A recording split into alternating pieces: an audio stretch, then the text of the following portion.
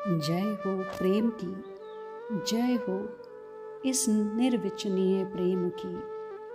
आहा, जिसे पाकर सचमुच कुछ और पाने की इच्छा ही नहीं रह जाती।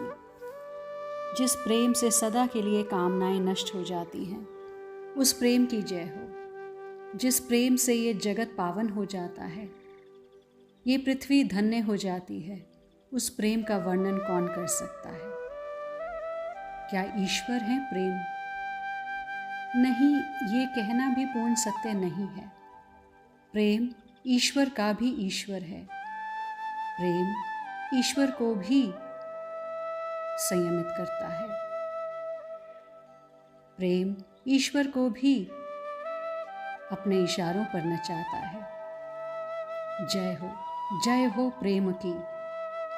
जिसकी दृष्टि में प्रेम उतर आता है, उसे चारों ओर प्रेम की सृष्टि ही तो दिखाई देती है।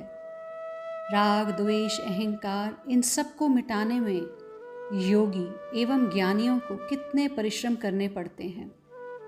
बार बार उस बदमाश मन को ही साधने का असफल प्रयास ही करता रहता है साधक, पर कुछ नहीं हो पाता। मन वैसा ही है, उपद्रवी।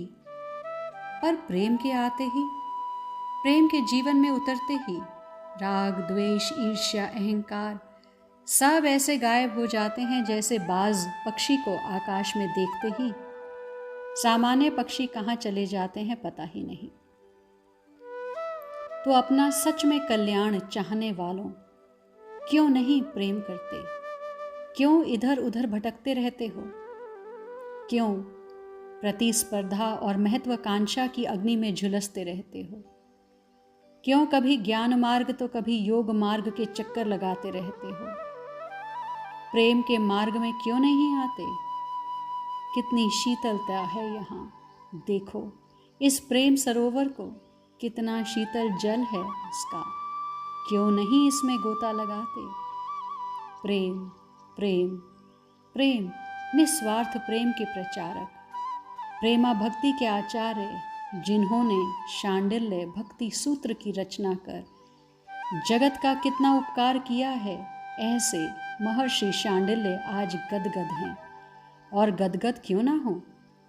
वो जिस प्रेम की चर्चा युगों से कर रहे हैं, उसी प्रेम का अवतरण आज होने वाला है।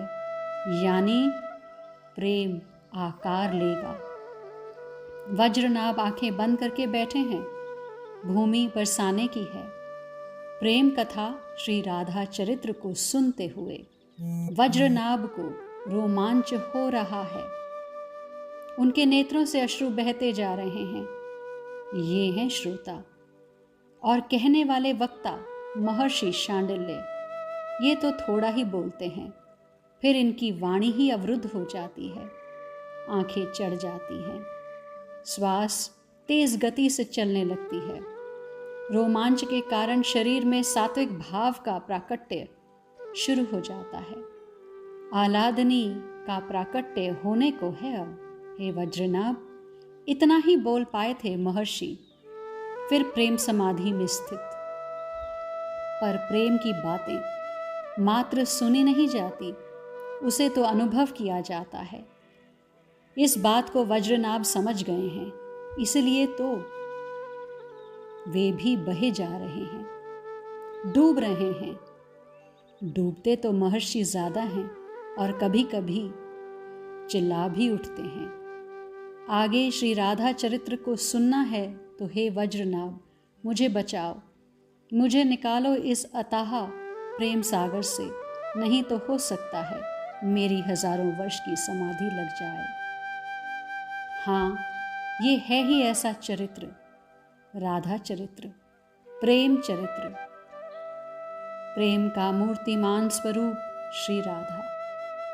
श्याम सुंदर का प्रेम अब आकार लेकर प्रकट होने को है। महर्षि शांडिल्य ने सावधान किया अपने श्रोता वज्रनाभ को और फिर कथा सुनाने लगे।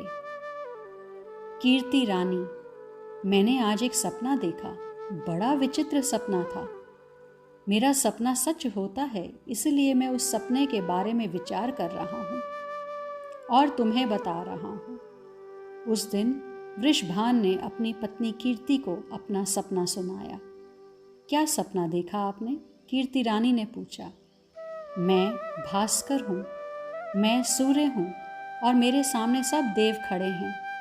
वो सब मुझसे कह रहे हैं, चंद्रमा के वंश में भगवान अवतार लेकर आ गए, पर तुम्हारे वंश में तो मेरी कोई स्पर्धा नहीं है चंद्रमा से, पर मेरे यहाँ तो साक्षात आदिशक्ति, आह्लादनी शक्ति अवतरित होने वाली है। मैंने कहा। मेरी बात को सुनकर सब चुप हो गए, पर मैंने देखा मेरा पुत्र शनिदेव, जिसकी मेरे से कभी बनी नहीं, वो मेरी ये बातें सुनकर मेरे पास आया और बस इतना ही पूछा उसने, कहाँ पर प्रकट होने वाली है मेरी बहन? मैंने स्पष्ट कहा, शनिदेव से, ब्रज में, भृतसानुपुर में, बरसाना में। बस इतना सुनते ही वो वहाँ से चला गया और यहीं बरसाने में ही आकर रहने लगा। और तो और इस भूमि में उसने मणि, माणिक्य, सुवर्ण ये सब पृथ्वी से प्रकट कर दिए। मैंने देखा सपने में कीर्ति रानी, लोग जहाँ से धरती खोद रहे हैं वहीं से सोना, रजत, मणि इत्यादि प्रकट हो रहे हैं। हे कीर्ति रानी, मैं सपनों से जाग गया ये सब देखते हुए। मेरी नींद खुल गई थी। मैं तुम्हारे पास आया तो क्या देखता हूं मैं, तुम दिव्य तेज से आलोकित हो रही हो। तुम एक प्रकाश का पुंज लग रही हो और ये देखो, तुम ही देखो, तुम्हारे उदर में ऐसा प्रतीत हो रहा है कि भास्कर ही आ गए हैं। कितना तेज है। कीर्ति रानी ने अपने पति वृषभान के हाथ को प्रेम से पकड़ा, आराम से उठी, क्योंकि 8 मास पूरे हो चुके थे, वे गर्भवती हैं। ये देखिए हे स्वामिन, ऐसे फूल आपने कभी देखे थे? अपने ऊपर बिखरे पुष्पों को दिखाने लगी कीर्ति रानी। वृषभान ने उन पुष्पों को लिया, देखा और सूंघा। ये तो पृथ्वी के पुष्प नहीं हैं। हाँ, और पता है, मैंने भी सपना देखा। मेरा सपना भी बड़ा विलक्षण था। कीर्ति रानी भी अपना स्वप्न सुनाने लगी। हे स्वामी, मैंने देखा मुझे कोई कष्ट नहीं हुआ है और एक बालिका मेरे गर्भ से प्रकट हो गई है और वो कन्या इतनी सुंदर है जैसे तपाए हुए सुवर्ण के समान। उस कन्या की सब स्तुति कर रहे थे, यहाँ तक कि लक्ष्मी, सरस्वती, महाकाली, अन्य समस्त देवगण सब हाथ जोड़े खड़े थे और हे राधे, जय राधे, यही सब पुकार रहे हैं। यही पुकार सब लगा रहे हैं, पर वो कन्या मुझे ही देखे जा रही थी। मैया, आहा, उसके मुख से मैंने ये सुना। बस इतना सुनते ही मेरे वक्ष से दुग्ध की धारा बह चली। वो मेरे पास आई, मेरा दुग्ध पान करने लगी। मैं क्या बताऊं, उस दृश्य को देखते ही मैं देहातीत हो गई थी। शायद अब उस कन्या के आने का समय हो गया है। इससे ज़्यादा कहने के लिए कुछ नहीं था वृषभान के पास। हे कीर्ति रानी, समय बीतता जा रहा है, ब्रह्म मुहूर्त का समय हो गया है, मैं जाता हूँ यमुना स्नान करने। इतना कहकर उठे वृषभान। अरे आप, सामने देखा मुखरा मैया खड़ी थी। ये कीर्ति रानी की माँ है। कहाँ है मेरी बेटी कीर्ति? आनंदित होते हुए भीतर आ गई। ये रही आपकी पुत्री। वृषभान ने बड़ा आदर किया। सीधे जाकर मुखरा मैया ने अपनी बेटी की आंखें देखी, नाड़ी देखी, उदर देखा, फिर आंखें बंद कर खड़ी रहीं, कुछ बुदबुदाती भी रहीं। आज ही होगी लाली, मुखरा मैया ने स्पष्ट कह दिया। हे वज्रनाभ, कहते हैं इनकी वाणी कभी झूठी नहीं होती थी। वृषभान ने अपने आनंद को छुपाया और बोले, इतनी सुबह आप आ गई मैया? अरे वृषभान, मैंने एक सपना देखा। वृषभान हंस पड़े। अब सपना आप अपनी बेटी को सुनाइए, मुझे देर हो रही है, मैं तो जाता हूँ स्नान करने के लिए। इतना कहते हुए वृषभान भी चल पड़े। आज मन बहुत प्रसन्न है। भादों का माह है, अष्टमी तिथि है, रात भर रिमझिम बारिश हुई है, वातावरण शीतल है, ठंडी ठंडी हवा चल रही है, पर बयार में सुगंध है और चले जा रहे हैं वृषभानु। बीच बीच में ग्वाले मिल रहे हैं, वो सब भी आनंदित हैं। एक कहता है, हे भानु महाराज, कल शाम को मैंने गड्ढा खोदा था, मुझे मिट्टी की ज़रूरत थी तो मैंने खोदा, पर मैं क्या बताऊं, मुझे तो चमकते हुए पत्थर मिले। मेरी पत्नी कह रही थी, ये हीरे हैं, ये मणियाँ हैं। मार्ग के लोग वृषभानु को अपनी अपनी बातें बताते हुए चल रहे हैं, और क्यों ना बताएं, पृथ्वी ने रत्नों को प्रकट करना आरंभ कर दिया था। एक ग्वाला दौड़ा आया, महाराज वृषभानु की जय हो। रुक गए वृषभानु जी, क्या हुआ, कुछ कहना चाहते हो? जी, रात में ही बिजली गिरी थी, मैं खेत में था, डर गया। जहाँ बिजली गिरी वहाँ जब मैं गया तो मेरे आश्चर्य का ठिकाना नहीं। क्यों, क्या था वहाँ? वृषभानु ने पूछा।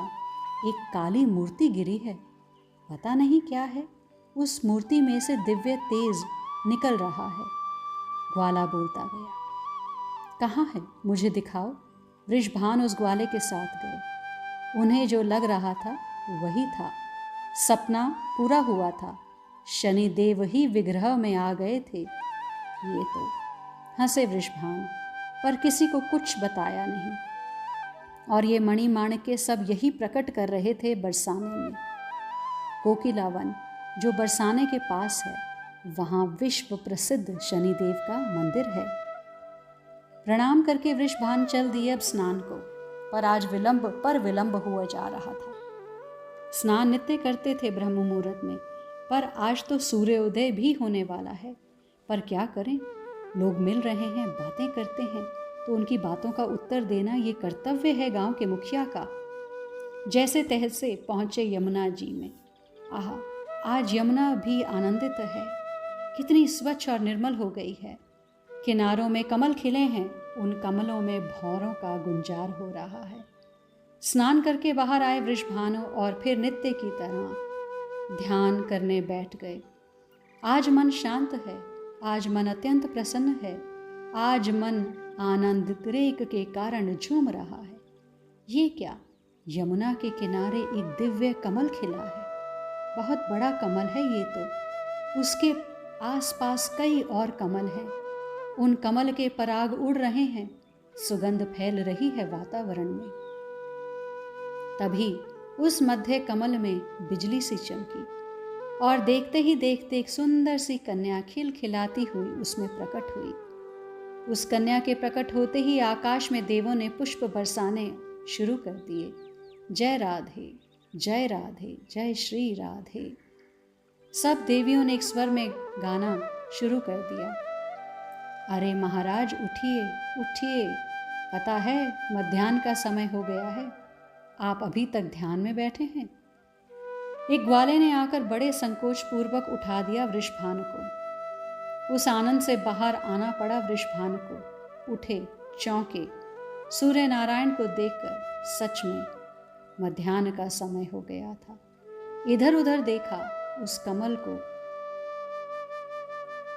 पर ध्यान में ये सब घटा था। धीरे धीरे उसी आनंद की खुमारी में बढ़ते जा रहे थे अपने महल की ओर वृषभानु जी। महाराज, महाराज, एक दासी दौड़ी। बाबा, बाबा, एक महल का सेवक दौड़ा। श्री दामा दौड़े। वृषभानु को समझ नहीं आ रहा कि महल में ऐसा क्या हुआ है। दौड़े वो भी महल की ओर, और जैसे ही कीर्ति रानी के महल में गए, कीर्ति रानी, उनके बगल में एक सुंदर, अति सुंदर कन्या खेल रही है, गौरवर्णी। कमल की सुगंध उस कन्या के देह से निकल रही है।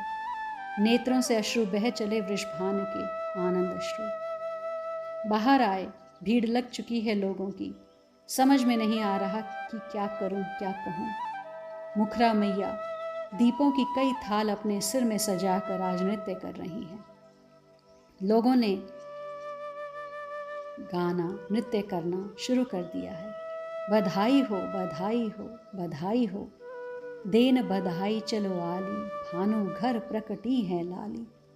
सुंदर सुंदर सखियां बधाई लेकर चली भानु के महल की ओर। महर्षि शांडिल्य उस आनंदातिरेक में मौन हो गए। अब क्या बोलें। आज के लिए इतना ही, शेष आगे। श्री राधे।